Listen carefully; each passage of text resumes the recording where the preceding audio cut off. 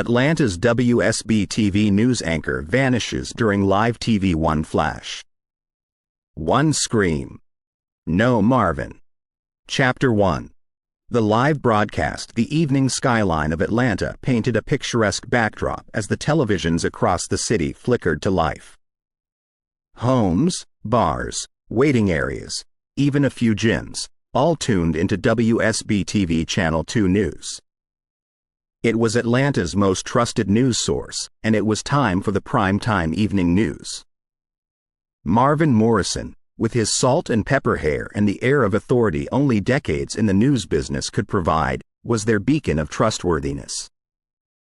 "Good evening, Atlanta," Marvin began, his eyes meeting those of countless Atlantans through the camera. "We have several important stories to share with you tonight, starting with an update on the City Council's proposal for the new Metro line extension." Quote. He carried on with his impeccable poise, moving from one story to the next. The atmosphere in the studio was electric, charged with the collective energy of a team well practiced in delivering breaking news to a demanding city. Cameramen moved in synchronized dance, producers whispered hurried updates, and the ever-present hum of electronics set a rhythm. It was just another night. That is until Marvin started reading a human interest story about an Atlanta resident who'd recently turned 100. Mrs. Eleanor Turner, celebrating a full century. Quote. He paused to appreciate a picture on the screen of Eleanor, surrounded by family, looking radiant in her age. Suddenly, the studio was flooded with an ultra-bright, momentarily blinding light. It was as though every light in the studio and beyond had converged into one piercing beam. On the screens across Atlanta, viewers saw their televisions flash white. Just as suddenly, before anyone could register or react, it was over. A residual glow lingered on the equipment and in the eyes of everyone in the room. But what really caught everyone's attention, in that chilling heartbeat of realization, was the eerie partial scream, a man's scream, cut off as quickly as it started, echoing through the momentarily silenced studio. The hairs on the back of every neck in the vicinity stood on end. Seconds felt like hours as the team, and indeed the entire city, tried to process what had just occurred. When everyone's vision returned, when electronics had regained their balance, the chilling truth revealed itself. Marvin Morrison's anchor chair was empty, save for a couple of sheets of paper fluttering gently down onto the polished glass of the desk. The cameramen, momentarily frozen, instinctively zoomed into the empty chair, capturing the papers as they settled. The weight of Marvin's absence made the studio feel cavernous. Off to the side, a producer named Lucy, her headset askew, rushed towards the desk. "Marvin? Marvin!" she yelled, her voice echoing back at her. Behind the cameras, the teleprompter continued to scroll words that Marvin would never finish reading.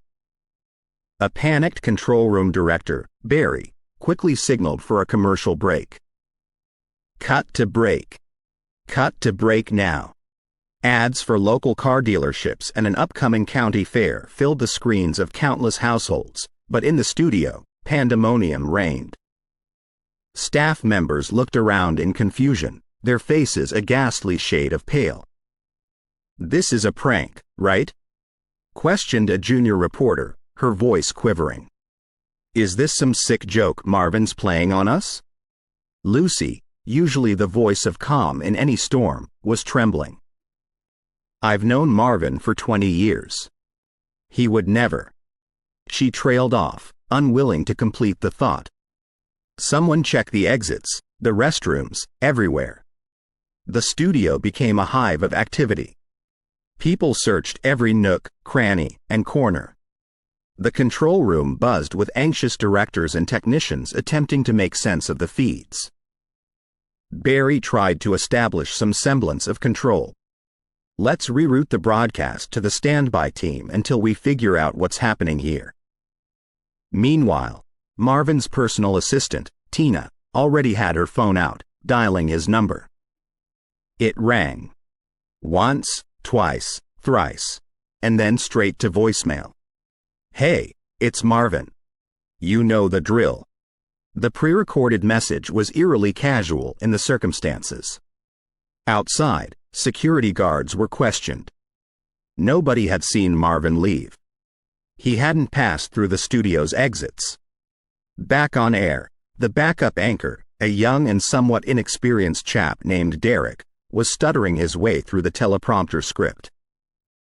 Ladies and gents, we seem to be experiencing some technical difficulties. Please bear with us."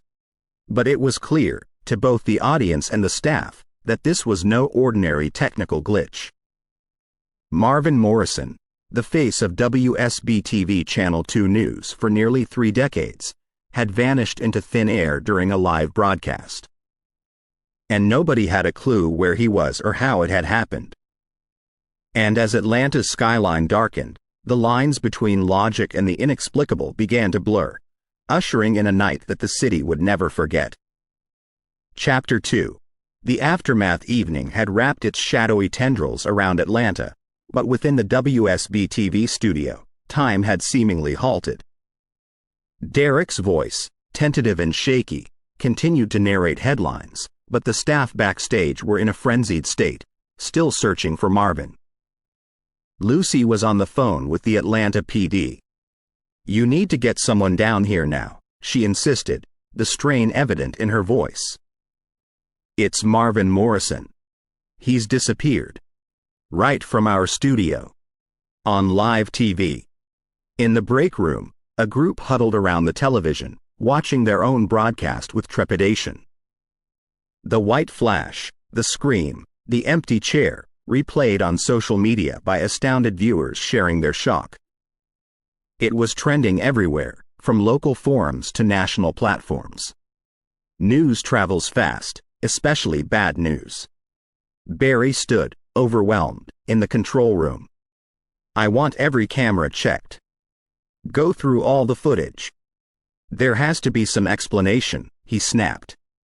Just then, Tina, clutching her tablet, ran into the room, her face ashen. "You need to see this," she said breathlessly, displaying a paused frame from the broadcast. At the edge of the screen, just as the light had reached its peak, a shadowy figure could be faintly discerned, almost fading into the light. It was nearly transparent, a mere silhouette, yet distinctly human. Everyone present leaned in for a closer look, the weight of the discovery sending a collective chill through the room. Outside the studio, Atlanta's streets were unusually restless. The disappearance of a city icon like Marvin Morrison was not a matter taken lightly. Local journalists, photographers, and even a few prominent YouTubers had begun to assemble, their cameras poised and questions at the ready. Inside, the situation was getting grimmer. As Lucy hung up from her call with the police, she noticed something odd. The studio lights were flickering. A slight hum, previously inaudible, had grown louder. A tech intern named Sam approached hesitantly, holding a gadget in his hand. "It's an EMF meter. For, you know, ghost hunters and stuff. I had it in my backpack," he mumbled, showing her the wildly fluctuating needle. Lucy's eyebrows furrowed, unsure of what to make of it. Suddenly, a thunderous crash from the main studio jolted everyone. The large, ornate WSB-TV emblem, which had hung on the main wall for decades, lay shattered on the floor. Barry looked around wildly. What in the hell is going on? Just as chaos threatened to consume the studio, the front doors slammed open. Detective Claudia Reynolds, known for her no-nonsense attitude and unmatched deduction skills, walked in. She was closely followed by 2 uniformed officers. Lucy approached her immediately. "Detective Reynolds, thank you for coming. This is... I can't even begin to explain." Claudia held up a hand, silencing her. "I've seen the footage. I need a full account of everything that's happened since.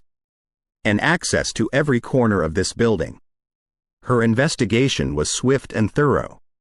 She reviewed footage, interviewed every staff member, and examined the studio meticulously. But the more she learned, the more baffling the situation became. There was no logical explanation for Marvin's disappearance.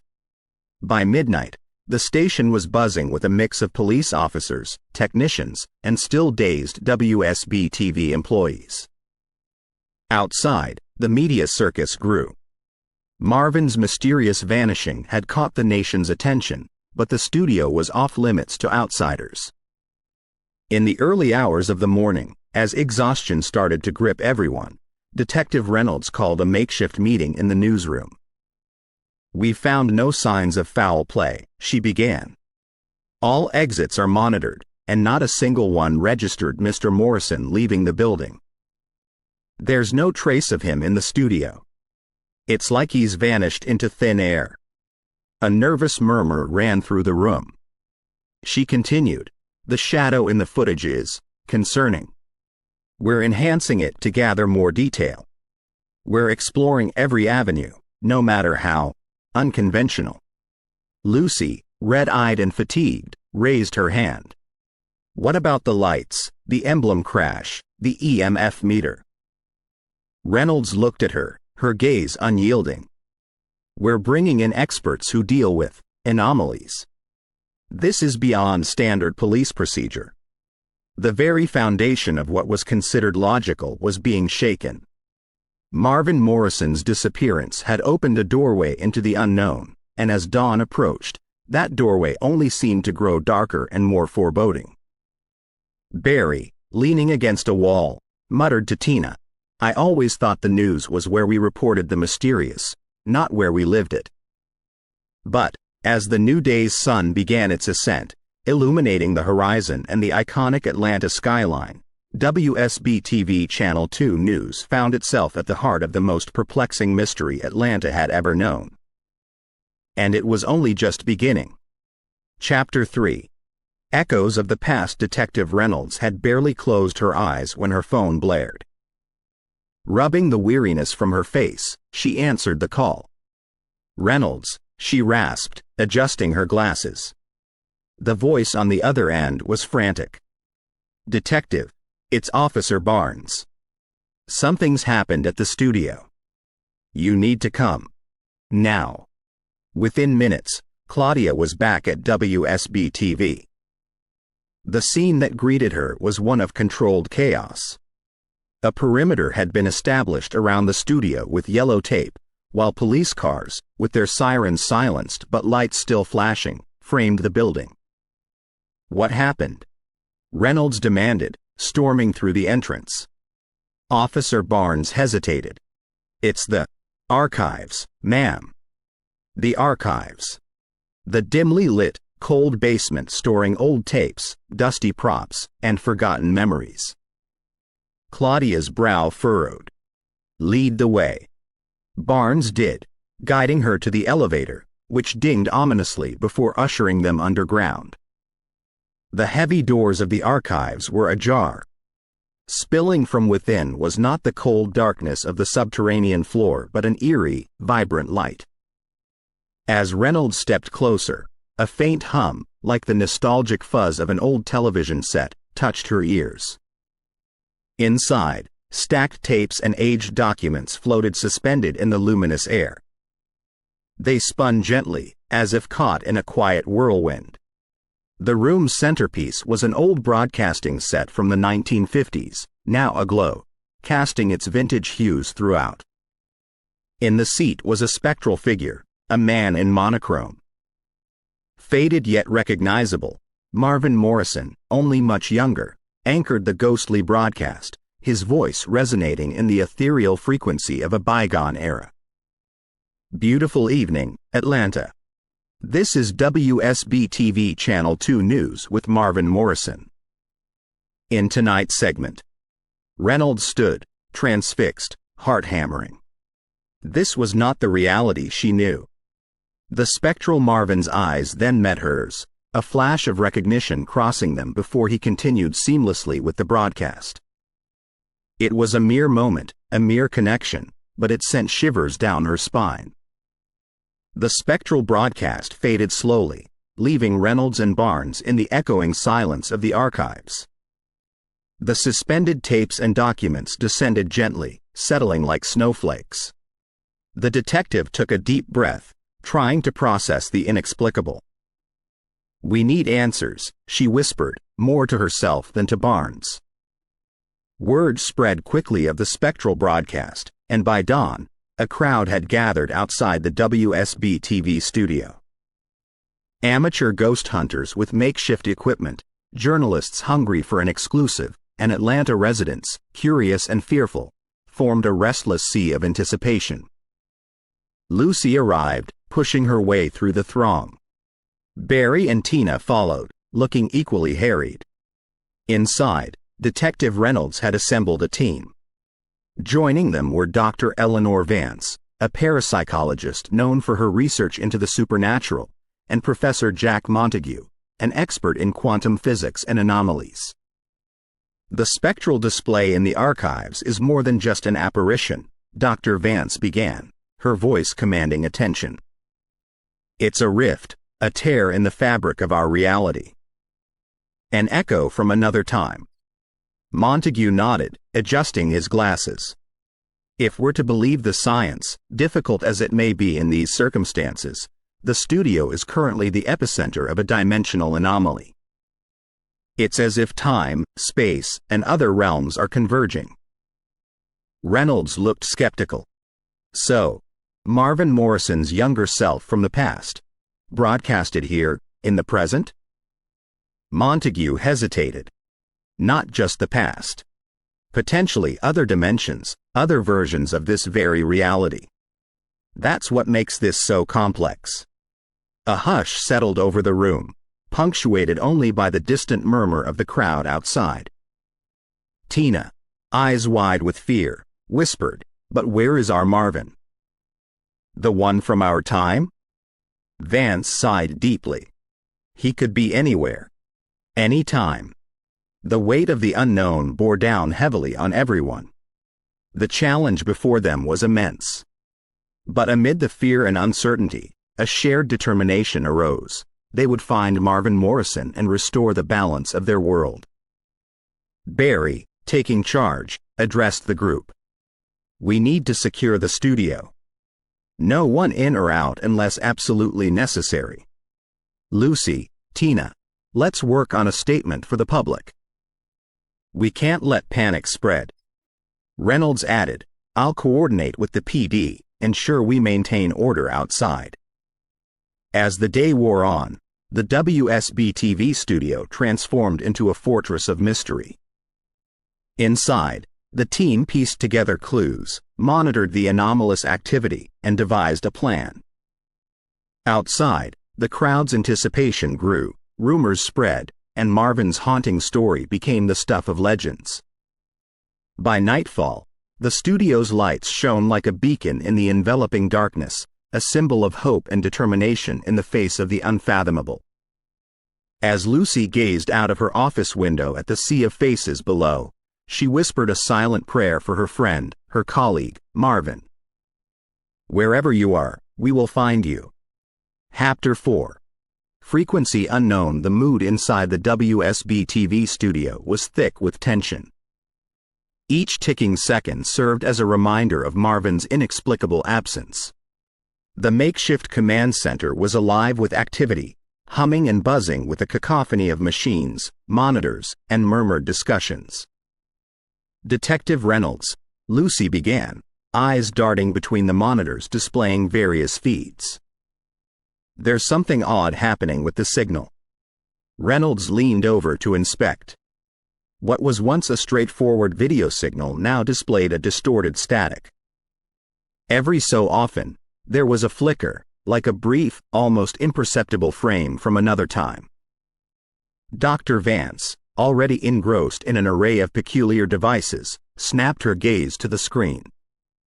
"It seems our dimensional rift is expanding, or rather, diversifying."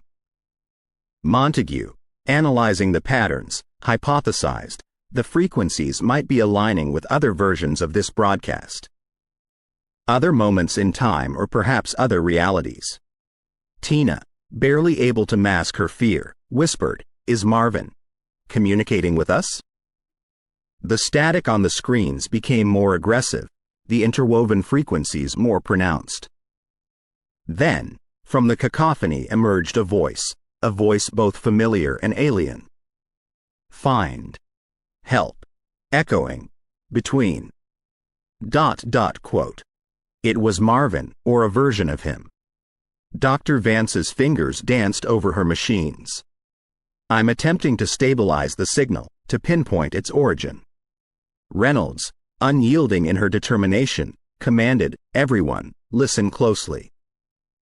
Marvin's trying to reach us." Suddenly, the screen cleared to reveal a disheveled Marvin Morrison, eyes wide with desperation. "Please, if anyone can hear me. I'm trapped. Lost between frequencies, caught in the echoes of past and future." Lucy, tears brimming, whispered, "Marvin. ... I can't describe where I am. It's like an ever-shifting maze of realities, where time has no meaning. Each shift feels like being torn apart and stitched back together." Reynolds clenched her fist. "We're here, Marvin. We're going to get you back. Please hurry. It feels like I'm fading, like I'm being pulled into... The transmission suddenly distorted back into static, Marvin's visage disappearing into the chaotic fray. Montague, working to trace the transmission, voiced his concern. "Every time we connect with Marvin's frequency, it seems to destabilize the rift. We need to be cautious." Detective Reynolds, fervently determined, countered, and every second we waste could be condemning him further. "What's the plan?" Dr. Vance, tapping into her extensive knowledge of the supernatural, proposed. "We need to anchor Marvin's frequency. Create a beacon, a way for him to guide himself back." Lucy, desperate for solutions, asked, "How do we do that?" Vance looked solemnly at the group. "We need someone with a deep connection to Marvin. Someone who can reach out across the dimensions, acting as a conduit." Everyone's gaze turned to Lucy. She had worked alongside Marvin for years. Their bond was undeniable. But Montague, always the voice of reason, interjected, "It's dangerous. We're delving into unknown territories." Lucy, voice firm, responded, "If there's even a chance to bring Marvin back, I'll take the risk." Dr. Vance and Montague worked tirelessly, fashioning a contraption around Lucy, a mix of archaic mysticism and cutting-edge technology. Lucy was seated in the center of the newsroom, bathed in a circle of salt and surrounded by strange symbols. Monitors and cables connected her to an array of devices. Reynolds, gripping Lucy's hand, reassured, "We've got you. Just focus on Marvin. Picture him in your mind, call out to him." Lucy closed her eyes, taking deep breaths, letting the memories of Marvin flood her senses, their shared laughs, heated debates, and the countless stories they'd covered together. As Lucy delved deeper into her meditative state, the room's ambient light began to flicker, like an old film reel. The air grew colder, and the very atmosphere became thick with electricity. On the main monitor, multiple realities started flashing. Scenes of wars, peace, celebrations, tragedies, different versions of Atlanta, various iterations of WSB-TV. Dr. Vance, monitoring Lucy's vitals, warned, her heart rates increasing. "We need to find Marvin's frequency quickly." Reynolds, her voice unwavering, urged, "Stay with us, Lucy. Find Marvin." Amid the myriad scenes flashing across the screen, there appeared an image of Marvin, his silhouette bathed in a haunting light, the backdrop a swirling vortex of colors and patterns. He seemed to be reaching out.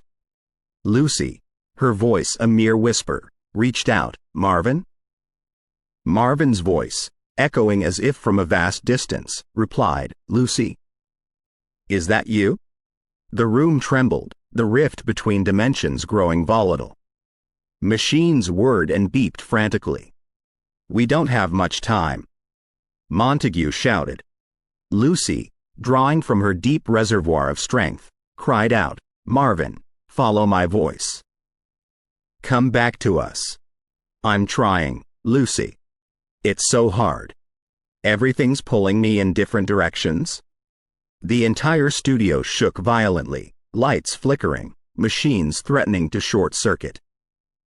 Amidst the chaos, Lucy held her ground, her voice unwavering. "Marvin, focus on me, on our memories. You have to fight." Suddenly, there was a deafening sound, like a sonic boom, which engulfed the room. A brilliant flash of light blinded everyone. The tremors ceased. The machines returned to their normal rhythms. And there, in the center of the room, disoriented but very much present, stood Marvin Morrison. Lucy, tears streaming, rushed to embrace her friend. "Welcome back," she whispered. Marvin, voice shaky, whispered back, "It's good to be home." The studio was a mix of tears, laughter, and relief. Yet, amidst the jubilation, a feeling lingered, a sense that they had merely scratched the surface of the mysteries that lay beyond. Reynolds, ever the detective, mused, "What did you see, Marvin?" "What's out there?" Marvin, gazing into the distance, replied, "More than we can ever imagine." Chapter 5. The silent observer. Though Marvin was safely back in the physical realm, his demeanor had changed.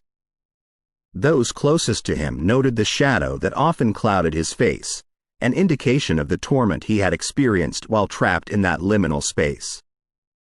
The evening after his return, the studio was quiet, with only the soft hum of machines to disturb the silence. However, for Marvin, the quiet was not comforting, it was deafening. Memories, or rather echoes from the other dimensions, haunted him. Tina had taken it upon herself to check on Marvin. Entering his dressing room without knocking, she found him staring intently at a mirror, eyes red and hollow. "Marvin?"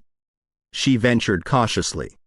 Without tearing his gaze from the mirror, he replied, "There's something else, Tina. It wasn't just the maze of realities I was trapped in. There was a presence." Tina furrowed her brow. "What do you mean?" He turned to face her, his face pale.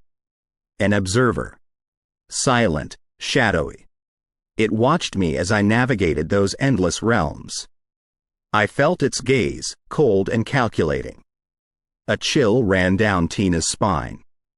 She had felt something similar during her research on the mysterious disappearances, a sensation she couldn't shake off. "Do you think it followed you back?" Marvin shook his head. "I don't know. But I feel it, even now. Like I'm still being watched." The revelation sent ripples of unease throughout the station. Detective Reynolds, ever the skeptic, was quick to dismiss Marvin's account. "It's likely trauma. He's been through an ordeal we can't even begin to fathom." But Dr. Vance wasn't convinced. Dimensional rifts are not purely scientific phenomena. They intersect with the arcane.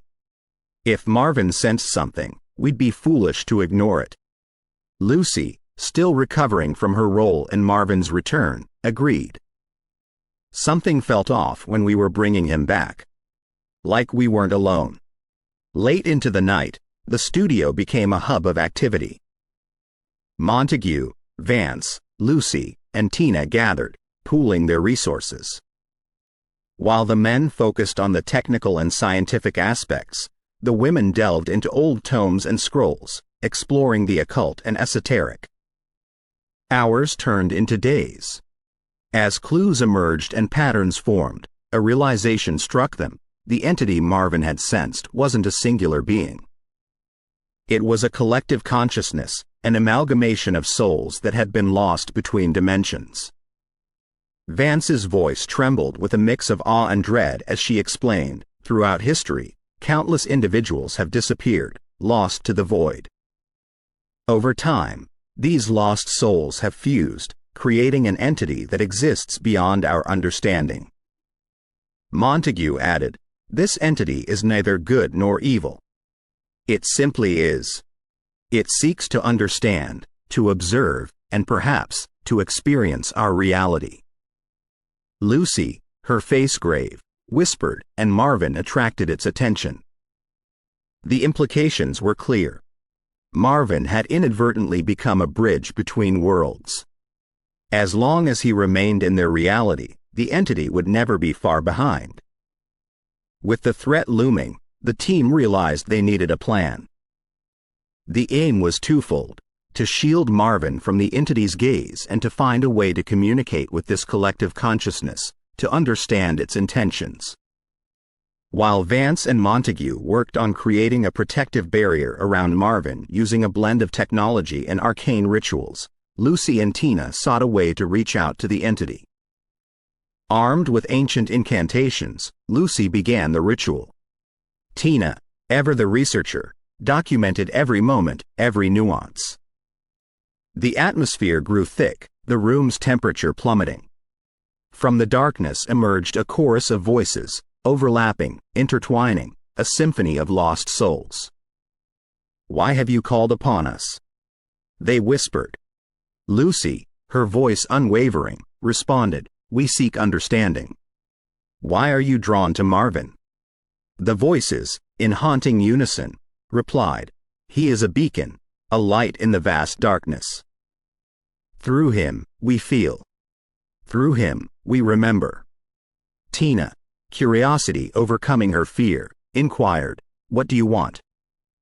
A heavy pause filled the room before the entity answered, "To exist.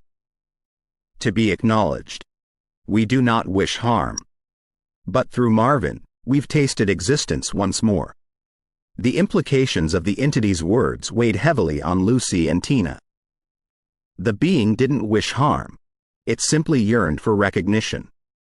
As dawn broke, the team reconvened.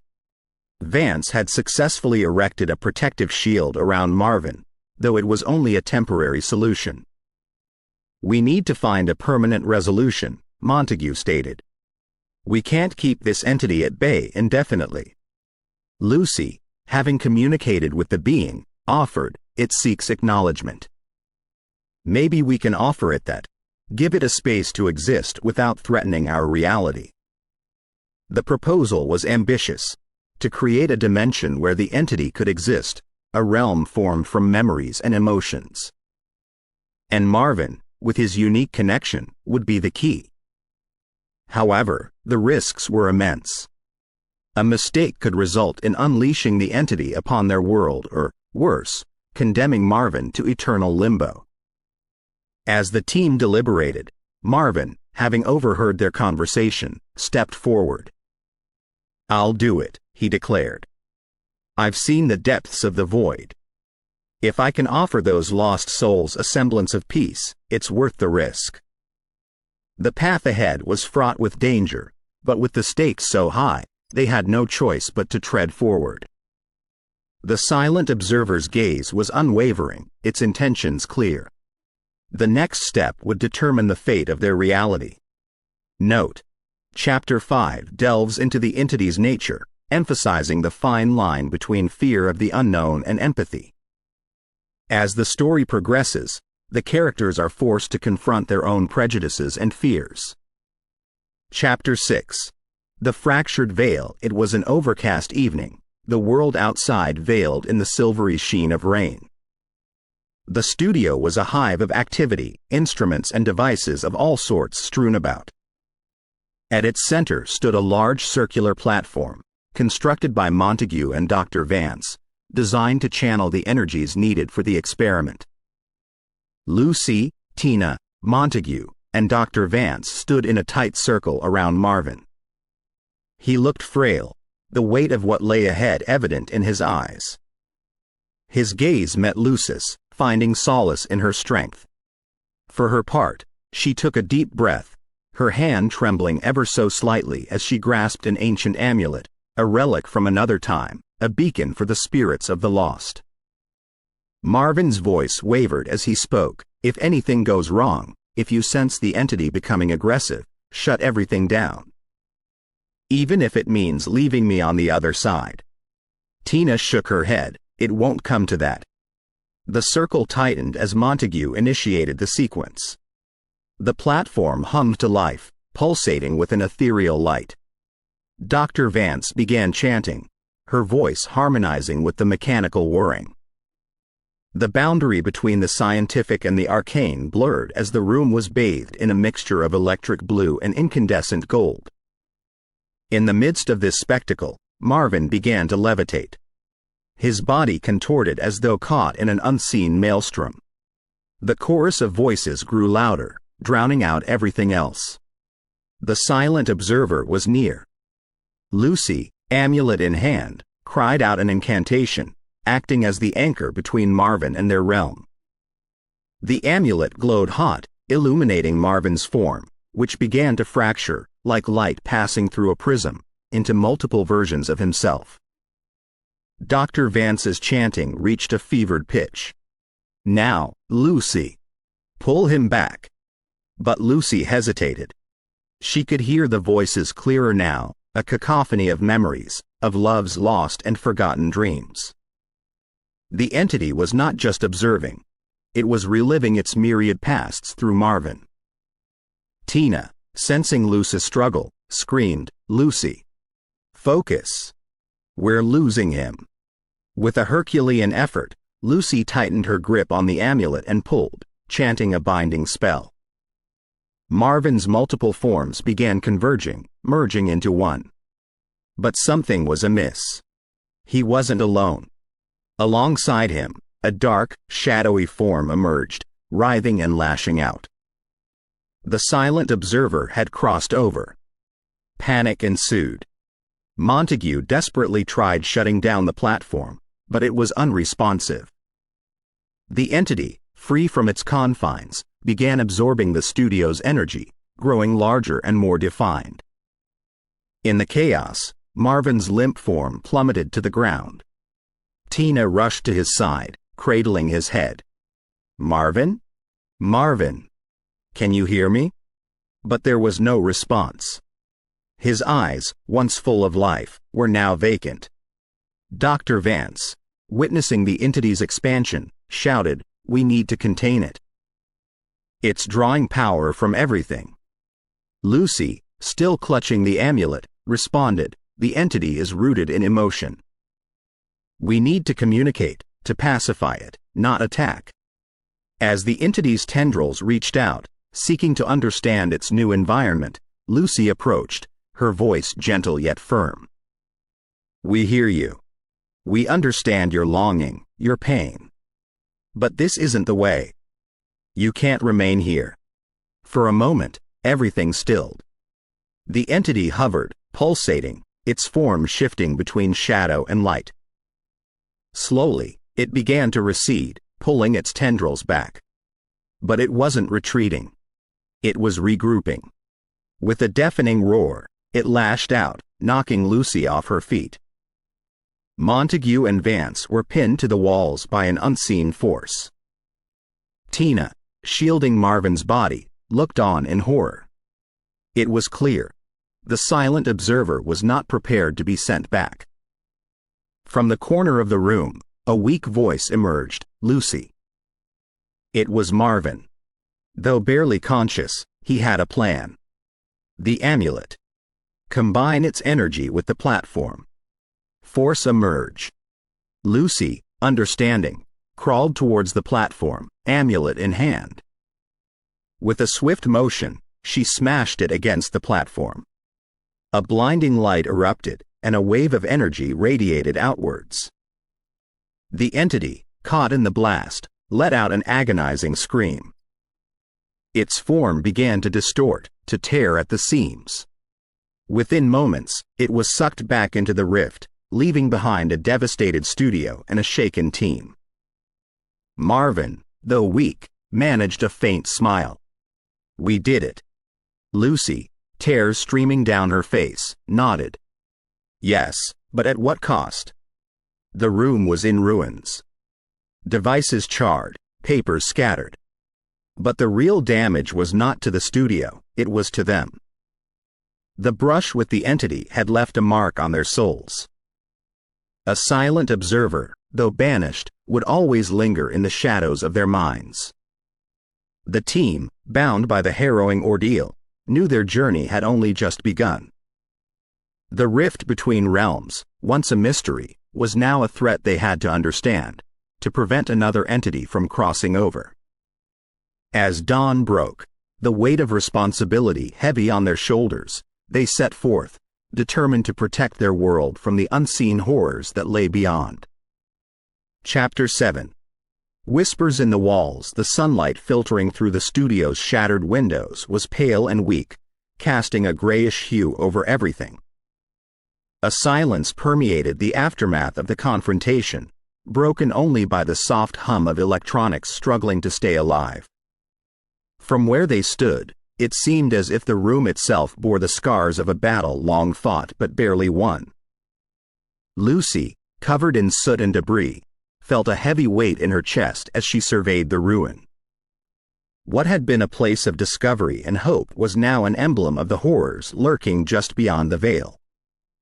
Marvin's voice, weakened but determined, cut through the silence. "This isn't over.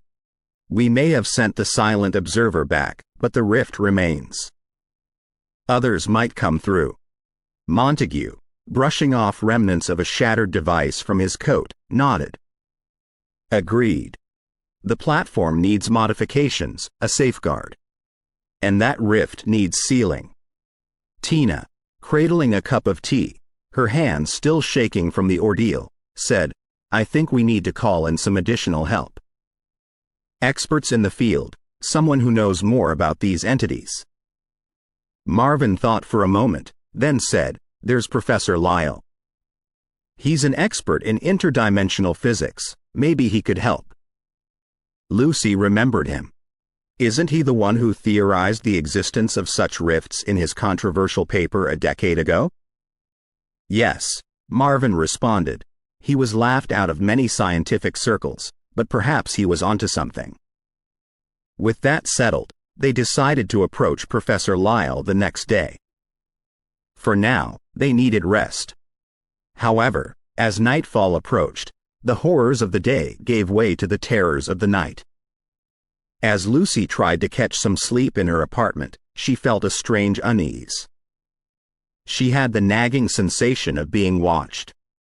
Every creak of the floor, every gust of wind, every rustle outside seemed amplified.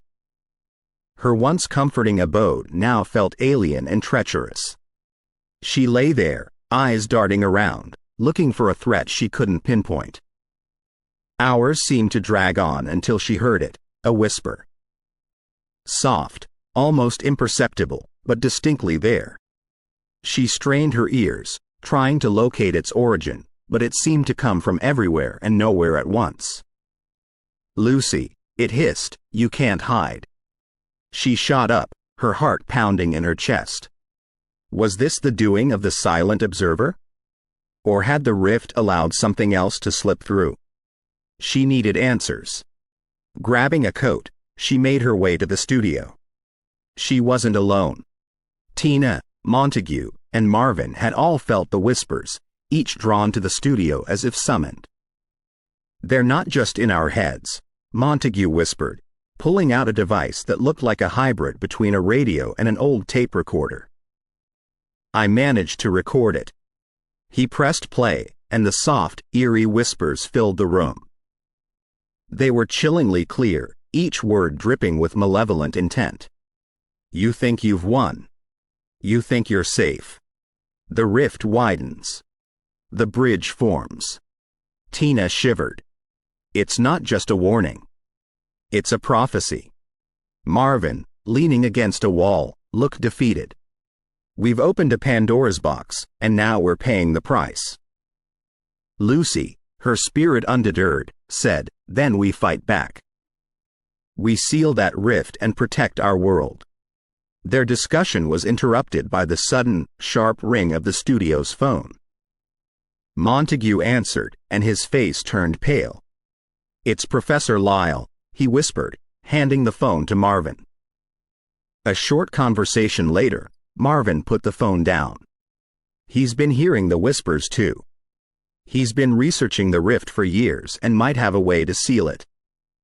But he's warned of a guardian, a being that protects the rift and ensures its expansion. We have to be prepared. They spent the rest of the night devising a plan. With Professor Lyle's help, they would attempt to seal the rift. But they'd have to face the guardian first. It was a daunting task, but they had no choice. As dawn approached, they knew they were in for the fight of their lives. The whispers grew louder, more insistent.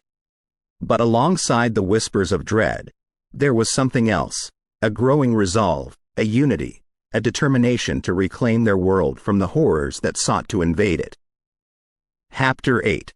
The Guardian's Lair. The next morning, the studio's crew congregated at a local cafe, a place where Professor Lyle had asked them to meet.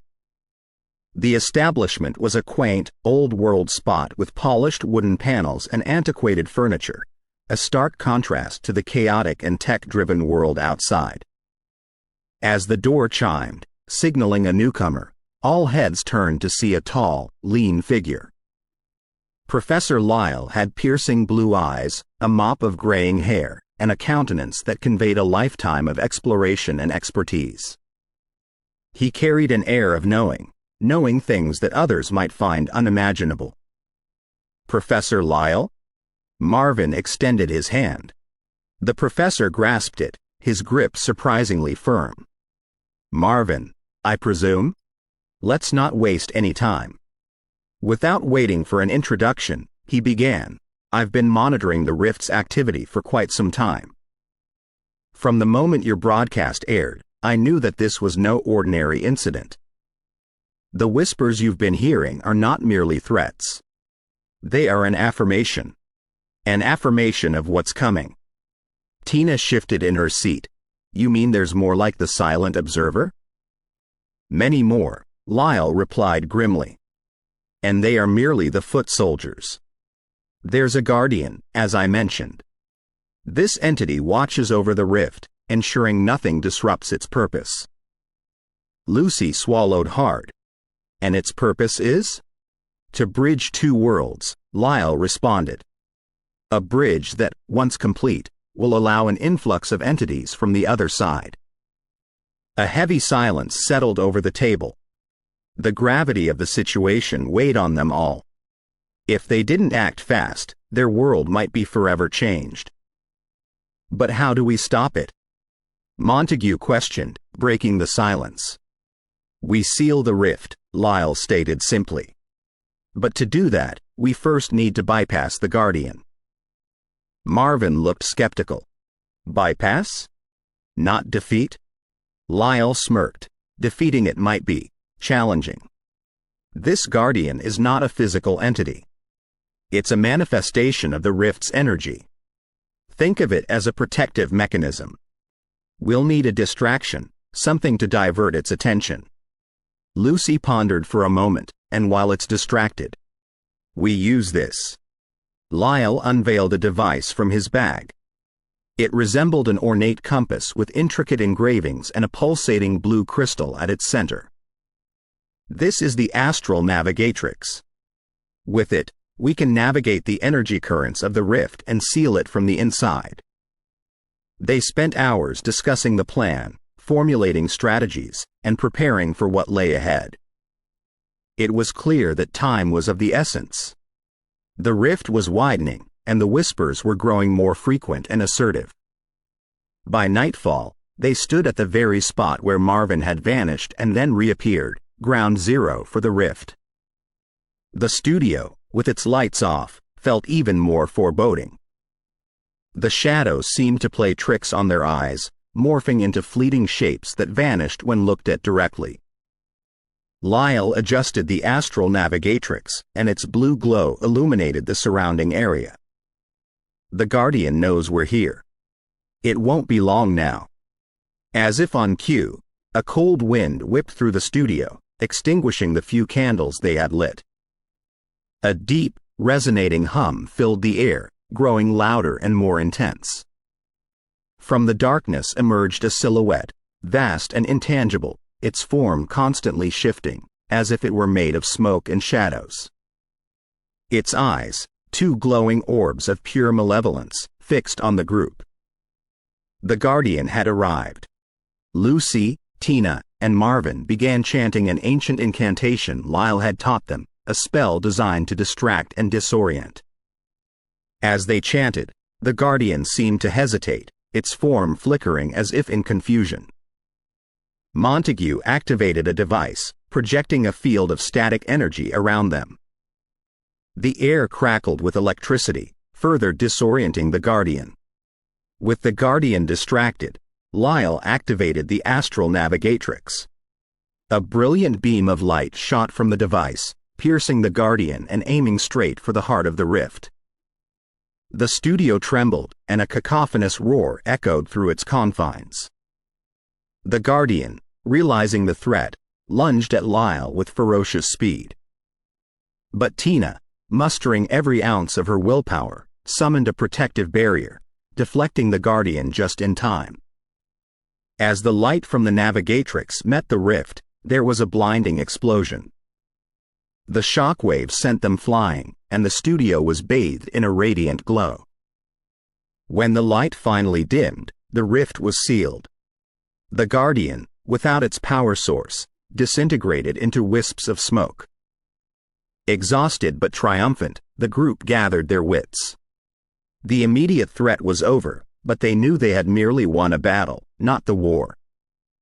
Lyle, holding the now dimmed navigatrix, remarked, "This world has many secrets, many rifts. We've sealed one today, but there are others out there. And they'll need guardians of their own." Lucy nodded, determination in her eyes. "Then we'll be ready." Chapter 9. Whispers beyond the silence. It had been a few days since the incident at the studio. While the rift had been sealed, the city was abuzz with whispers of the inexplicable events that had transpired. Conspiracy theories ran wild, and the once cohesive team was now a media sensation. Every move they made, every word they uttered, was dissected, analyzed, and repurposed for mass consumption.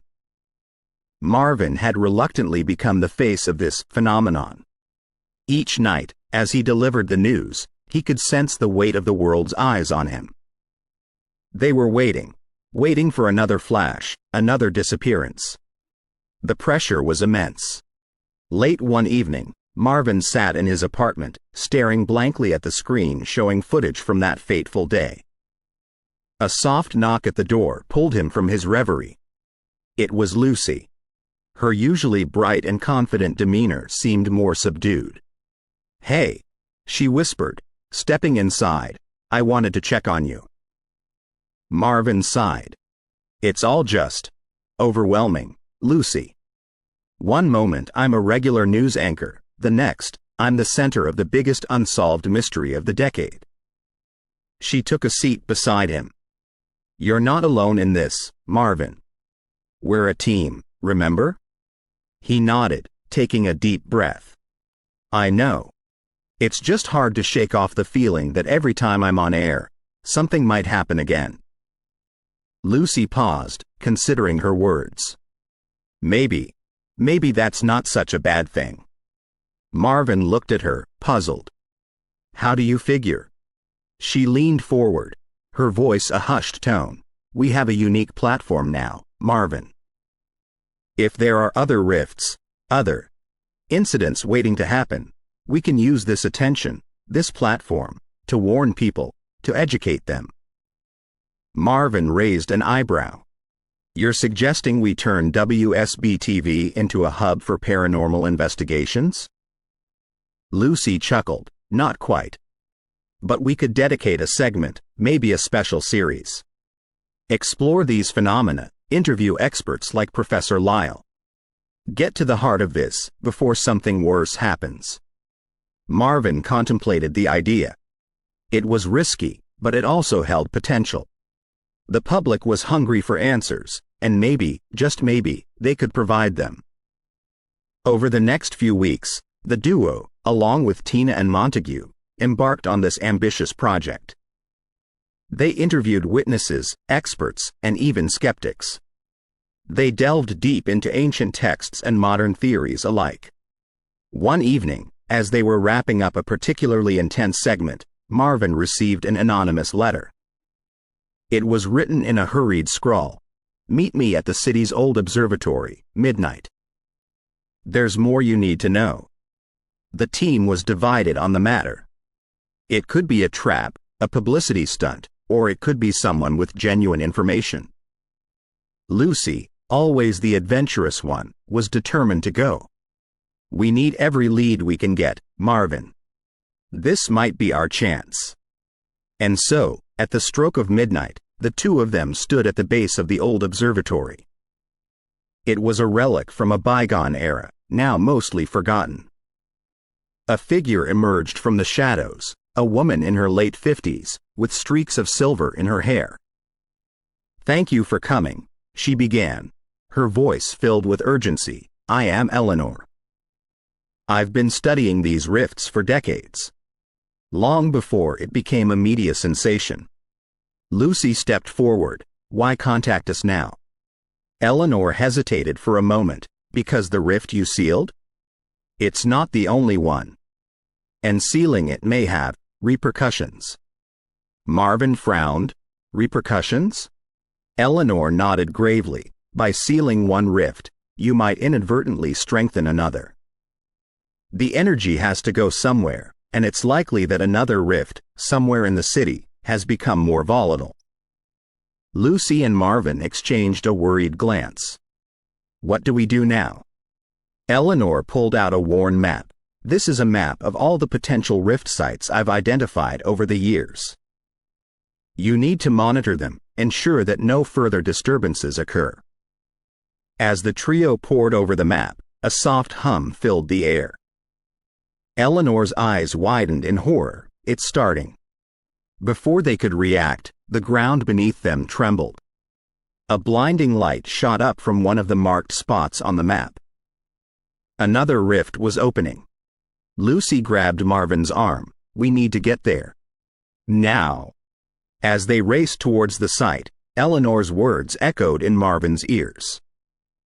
They had sealed one rift, but in doing so, had they unwittingly unleashed something far more dangerous? Chapter 10. The Unearthed Secrets. The city of Atlanta, with its gleaming skyscrapers and pulsating energy, held a secret, a network of ancient rifts that now threatened to upend the very fabric of reality. As Marvin, Lucy, and Eleanor hurried toward the newly activated rift, the night took on an ominous quality. The trio could feel it, a tangible sense of dread that seemed to envelop the city. They were racing against time, but with each passing second, the rift's pull grew stronger. When they arrived at the site, the rift's vibrant energy was unmistakable. It pulsed, shimmered, and radiated a cold, haunting luminescence. Eleanor immediately began setting up her equipment. "We need to contain it before it's too late." Lucy looked around, realizing they were standing in an old, abandoned subway tunnel. Its historical significance wasn't lost on her. This was one of the original lines, right? Eleanor nodded, distractedly. "Yes, but the line was closed due to complications." Marvin raised an eyebrow. "Complications?" Eleanor sighed. This wasn't the first time a rift opened here. In the early 1900s, there were incidents. Disappearances, much like yours, Marvin. The city shut down the line and buried the truth. Lucy's voice was hushed. "You mean to say there have been previous victims?" Eleanor's face was grave. "Many. But their stories were silenced. The city couldn't handle the scandal." Marvin felt a pang of sympathy for those who'd vanished before him. "We need to ensure this doesn't happen again." Eleanor nodded, her focus returning to her equipment. "This device can stabilize the rift, but only temporarily. We need a more permanent solution." Lucy scanned the subway walls, spotting a series of faded murals. They tell a story. The murals depicted ancient rituals, celestial alignments, and a group of figures standing around a portal. Eleanor glanced up, her interest piqued. Those figures, they're performing a sealing ritual. We might be able to recreate it. Marvin looked skeptical. A ritual? You think that'll work? Eleanor met his gaze. It's the best chance we have. Lucy, ever the researcher, began documenting the murals.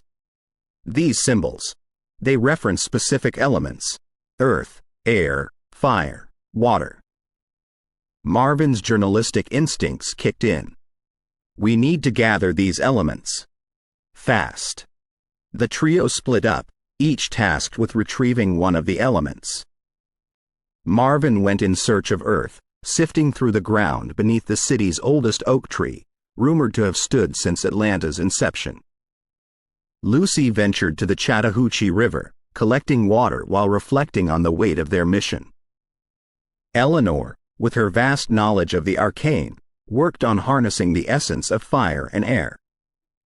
Reconvening, they stood around the rift, each holding their respective element. Reciting the chants from the mural, they could feel a powerful energy coursing through them. The rift began to waver, its hold on the surroundings weakening. Marvin could hear voices, whispers from the other side. The lost souls, perhaps? They sounded desperate, urging him to seal the rift and prevent further suffering. The ritual's climax was intense.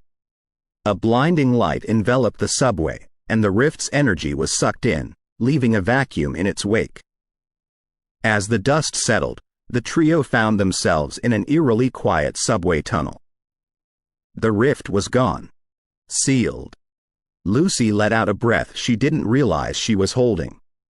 Did we do it? Eleanor nodded, exhaustion evident in her features. For now. But there are more rifts, more secrets buried beneath this city. We've just scratched the surface. Marvin took a moment to absorb the gravity of their mission. Then we continue. For the city, for those who've been lost, and for those we can still save. Eleanor smiled, together. As they made their way out of the subway, the first light of dawn painted the horizon. A new day was dawning, but for Marvin, Lucy, and Eleanor, their journey had only just begun. Note: Chapter 10 dives deeper into the historical context of the rifts, establishing a deeper mystery and connection to the city's past. The intensity of the ritual and the teamwork of the main characters solidify their bond and commitment to the cause. The chapter sets the stage for more discoveries and challenges ahead. Chapter 11. Through the veil, the golden hues of sunset were casting long shadows on Atlanta's streets when a figure stumbled onto Peachtree Street. Bystanders watched in astonishment as the man, resembling the beloved Marvin Morrison, emerged disheveled and seemingly disoriented. Lucy, getting her daily caffeine fix from a nearby cafe, choked on her latte at the sight of him. She bolted outside, nearly toppling over a waiter. "Marvin? Is that you?" The man looked up, recognition flickering in his eyes. But they were different somehow, duller, haunted. "Lucy?" he whispered. Lucy wrapped her arms around him, momentarily blinded by relief and elation. But as she pulled away, the discrepancies became evident. His hair was longer, streaked with gray, and deep-set wrinkles creased his previously youthful face. "You," she stammered, "you've aged. But it's only been weeks." He nodded slowly. "For you. For me? It's been years." Within the hour, the trio had gathered at Eleanor's apartment, the walls lined with ancient manuscripts and strange artifacts. Marvin, or the being claiming to be him, sat hunched on the sofa, cradling a cup of tea Eleanor had made, more out of habit than any hope it might help. "It was another dimension," he began, his voice raspy, a deep contrast to the confident baritone Atlantans we're familiar with. Time doesn't work the same way there. What was weeks for you was decades for me. Eleanor, ever the scientist, interjected interdimensional travel? That's theoretical at best. The Marvin lookalike smiled wryly. Theoretical here, perhaps, but very real where I've been. Lucy gripped his hand, her eyes teary. What happened to you? He sighed, a weighty, pain-filled exhalation. It's not just another dimension, Lucy. It's a prison. A place where souls are trapped, left to wander aimlessly, haunted by their memories, tormented by their regrets. But how did you escape? He shook his head. I didn't escape. I was released. Eleanor frowned. By whom? He hesitated, then whispered, by them. The Keepers. The who? The Keepers of the Rifts. Guardians of the thin veil separating dimensions. They took interest in me, said my unexpected arrival had caused disruptions in their world. They needed me gone. But not before they took something from me. Lucy's eyes widened in horror. Took what? He raised a shaky hand to his chest.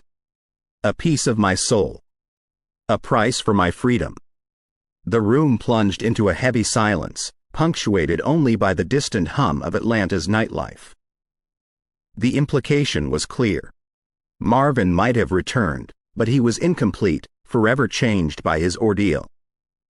Eleanor, her voice soft, broke the quiet. What do these keepers look like? He shuddered visibly. You don't want to know. Think of your darkest fears, magnify them 1,000 times, and still, you wouldn't come close. The group exchanged uneasy glances. Eleanor whispered, then we need to close every rift. We cannot risk any more encounters with these entities. He nodded, his gaze distant. But it won't be easy. They know we're here. They know we're trying. Lucy squared her shoulders, determination evident in her posture. Then we need to be smarter, more prepared. For Marvin. For everyone. He looked at her. His eyes, though clouded with pain, still held a spark of the Marvin she remembered. Thank you, Lucy. The road ahead was uncertain, fraught with danger and the unknown. But one thing was clear. They were in this together, bound by a shared mission, driven by a determination to protect their world from the terrors lurking just beyond the veil. Note: Chapter 11 delves deeper into the eerie consequences of the rifts and introduces the chilling presence of the Keepers. The emotional toll on the characters is evident, setting the stage for an epic confrontation with the unknown. Chapter 12. Shadows of the Past. Lucy found herself pacing Eleanor's living room, the weight of Marvin's revelation still sinking in. Marvin had aged, changed in ways that were hard to fathom. His recounting of the rifts, the tormenting otherworldly prison, and the haunting keepers had left them all unnerved. But the mystery was still missing pieces. Eleanor sat at her study desk, surrounded by open books, maps, and ancient manuscripts. She mumbled to herself, cross-referencing and marking points of interest. In the soft glow of her reading lamp, she looked like a seasoned detective on the trail of an elusive criminal. I think I found something, Eleanor finally said, her voice hesitant. Lucy rushed to her side. The page Eleanor was pointing at was an old newspaper clipping dated from the late 1970s. The faded photograph showed a group of men surrounding a peculiar stone monolith, but one man stood out. His tall stature, strong jawline, an unmistakable gleam in his eye. It was Marvin, or someone who bore an uncanny resemblance to him. Who are these men? Lucy asked, scanning the grainy image. Eleanor adjusted her glasses. This was a team of archaeologists who discovered the monolith in an obscure site in Georgia. They believed it to be a relic from an ancient civilization with possible connections to extraterrestrial beings. And this, she pointed at the Marvin lookalike, is Marvin Morrison, an expert in interdimensional theories. Lucy's heart raced. So, you're saying Marvin may not be the first to experience the rift. Marvin Morrison disappeared shortly after this photograph was taken, under mysterious circumstances. Lucy shuddered, realizing the implications. So the blinding light event, Marvin's sudden disappearance, it's happened before? Eleanor nodded. It seems so. And if my suspicions are correct, the monolith they discovered might be a gateway, or a conduit, for these interdimensional rifts. Before Lucy could digest this information, there was a knock at the door. She approached cautiously, peering through the peephole. On the other side was Marvin, looking even more harried than before. But behind him, in the dimly lit corridor, stood another figure, a man who looked eerily familiar. Lucy opened the door, her gaze shifting between Marvin and the stranger. Marvin? Who? Lucy. Marvin interjected, his voice urgent. This is Marvin Morrison. The room went silent. Lucy felt a chill down her spine as she met Marvin's eyes that mirrored Marvin's but held decades of pain and wisdom. Marvin cleared his throat. We don't have much time. They know we're onto them. We need to find the monolith. Marvin, still silent, handed Eleanor an old journal. She flipped through the pages, her fingers tracing the handwritten notes. This is your research on the monolith? Marvin nodded. It's more than just a relic. It's a beacon, a source of power for the keepers.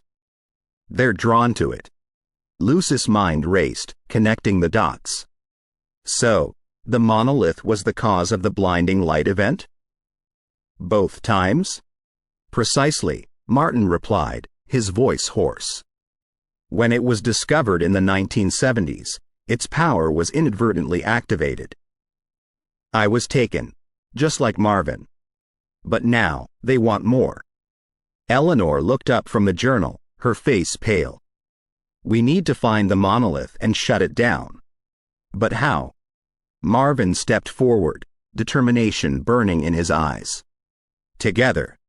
We have the knowledge, the experience, and now, the motivation. We need to face our reality, understand our past, and ensure that no one else falls victim to the rifts. Marvin placed a reassuring hand on Marvin's shoulder, their bond evident. We'll do it together. As the group strategized, united by a common purpose, they knew they were racing against time. The truth about Marvin's disappearance had unveiled deeper, darker layers of a mystery that spanned decades. The chilling connection between past and present, between Marvin and Marvin, was now clear. The blinding light event was not an isolated incident but a recurring nightmare. And now, they had to confront it head-on, facing a reality more terrifying than any fiction. Chapter 13. Echoes in the concrete jungle. The sun dawned over Atlanta, but the city's skyline wasn't just silhouetted by the golden aura of daybreak. Instead, billowing plumes of smoke emanated from the heart of the city. The discovery of the monolith and the interdimensional revelations had thrown Atlanta into chaos. Divisions ran deep, fracturing the very soul of the city. Some fervently believed Marvin and Marvin's story. To them, it offered an explanation for the bizarre events, the disappearances, and the blinding light phenomenon. These believers were steadfast, often gathering in large numbers outside Centennial Olympic Park, holding vigils for those lost to the rifts, and advocating for further investigation into the monolith. Others, however, remained skeptical. They found the tale too outlandish, a science fiction fantasy that shouldn't be indulged. Where's the evidence? They'd chant, organizing counter-protests and demanding proof. The counter-protesters believed that there were more grounded, scientific explanations for the events. Their rallies, held at iconic locales like the King Historic District, emphasized reason and logic. WSB-TV, the premier local television station, found itself at the epicenter of the storm. The station had broken the initial story, having been the first to interview Marvin upon his return. But now, their stance seemed inconsistent. Some segments presented the story as undeniable truth, featuring interviews with distraught family members of the missing and supposed experts on interdimensional travel. Other times, the channel would air debates with skeptics, attempting to debunk the theory. Inside the bustling WSB-TV station, amid a sea of ringing phones and flashing screens, executive producer Dana Harris felt the weight of the world on her shoulders. Ratings were through the roof, yet with great power came tremendous responsibility. Why can't we pick a side? Junior reporter Kevin mused, watching two news anchors heatedly debate off-air. All this back and forth is only adding fuel to the fire. Dana sighed, brushing a strand of hair from her face. It's not that simple, Kevin. Our job is to inform, not to decide for the public. But you're right. This duality might be doing more harm than good. That evening, Dana had organized a televised town hall, inviting both Marvin and Martin to speak. The event, she hoped, would provide clarity and perhaps foster understanding among the divided populace. As Marvin took to the podium, cameras flashing and reporters shouting questions, the atmosphere in the packed hall was electric. People from both camps, believers and skeptics, waited with bated breath. People of Atlanta, Marvin began, his voice resonating with emotion. I understand the skepticism, the doubt. I've been through something unimaginable, and I've returned with a tale that even I sometimes struggle to believe. But it's the truth. I offer you no concrete evidence, only my word, my experience. Martin stepped forward, holding up the aged journal that documented his own experiences from decades past. I too was once a skeptic, a man of science. But this, he tapped the journal, this is our shared reality. The monolith, the rifts, they're as real as the air we breathe. The town hall had its moments of tension, with hecklers trying to disrupt the proceedings. But for every shout of disbelief, there were tears of understanding, claps of solidarity. However, as the event drew to a close, a shocking development unfolded. A group of counter-protesters stormed the stage, brandishing signs and chanting slogans. Among them was Dr. Helena Craig, a renowned physicist. "This is all a hoax," she shouted, her voice amplified by her microphone. Fear and folklore, nothing more. The ensuing chaos was broadcast live, echoing the divisions on the streets of Atlanta. Security scrambled, trying to restore order, but the damage was done. Back at the WSB-TV studio, Dana watched the replay, her heart heavy. The city was on edge, teetering on the brink of further chaos. But amidst the noise, a seed of doubt had been planted in her mind. What if the skeptics were right? However, as the days turned to nights, and the protests grew louder, an unforeseen consequence emerged. People began to disappear again. And this time, they weren't just individuals but entire groups from both sides of the divide. Whispers began to circulate. Could the intense emotions and energy from the divided city be fueling the rifts, making them more potent? The chapter drew to a close with Marvin and Martin standing atop the Jackson Street Bridge, looking out over the divided city. The iconic view, often celebrated for its beauty, now bore witness to a city in turmoil. The skyline's familiar contours were marred by pockets of smoky disturbances. Every so often, a blinding flash would pierce the night, a chilling reminder of the unseen forces at play. The battle for Atlanta's soul had just begun. Chapter 14. The abyss beyond the veil, the steady hum of machinery, filled the vast underground chamber of the Georgia Tech Research Facility. Towering servers blinked with myriad lights, their purpose singular and focused: to pierce the curtain between dimensions and to recreate the blinding event that had swallowed Marvin, Martin, and countless others. Marvin gazed at the elaborate setup, his heartbeat echoing in his ears. Next to him, Martin seemed equally transfixed, his older eyes darting between screens, scribbling notes into his weathered journal.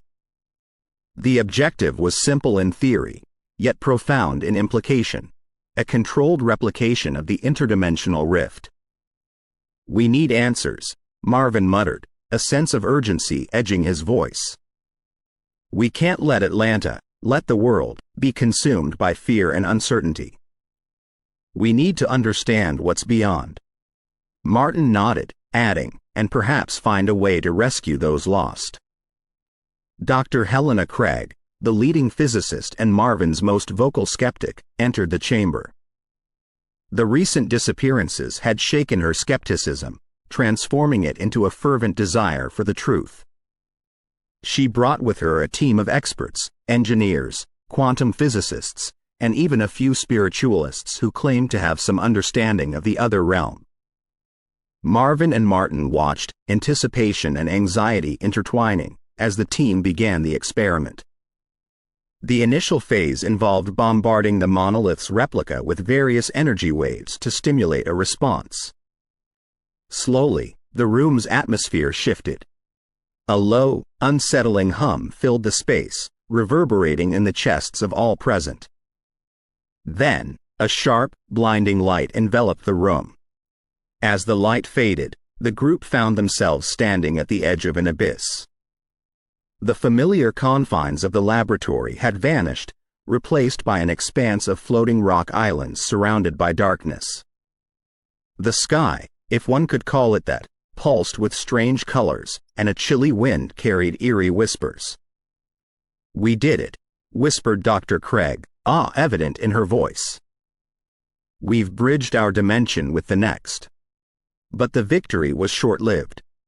From the shadows, grotesque, twisted beings emerged, their forms barely comprehensible to the human eye. They seemed to be made of both shadow and substance, moving fluidly, as if the very fabric of their dimension gave them power. One of the spiritualists, a frail woman named Esmeralda, stepped forward, her voice commanding, "We come in peace, seeking understanding."